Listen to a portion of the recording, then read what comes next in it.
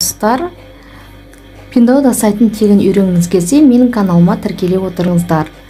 Pinduoduo сайты соңғы кездерде қайта-қайта өшіп жоғалып жатыр.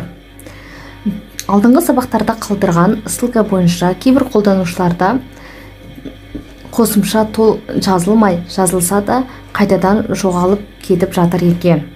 Бүгін сіздерге Pinduoduo қосымшасын қайтадан шығарудың үшінші тәсілін көрсететін боламын.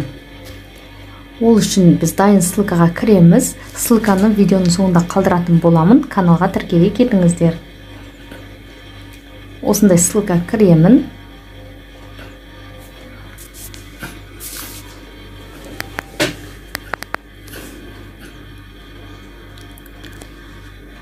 Осындай терезе ашылды. Егерде түсініксіз болса, ең астында үш сызықшаны басып, переводчикке қойып, аударып алсаңыздар болады. Менде Қытайдан орыс тіліне аудару деген қойылып тұр, таңдалып. Қазір аударамыз. Китайский, русский. Пидо магазин дейді. Ең астында көк жазуда загрузить деп тұр. Жүктеп аламыз.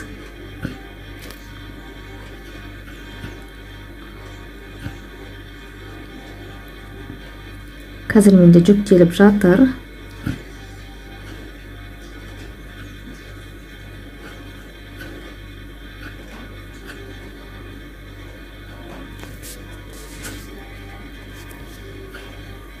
Ашамыз.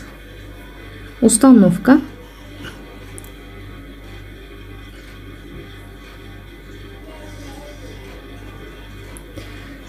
Вредоносное приложение дейді, қауіпті қосымша. Все равно установить деп басамыз. Үйтпеген жағдайда бізде қосымша жазылмайды. Таңдаймын, басамын. Менде қазір сайт жүктеліп жатыр. Ашамыз.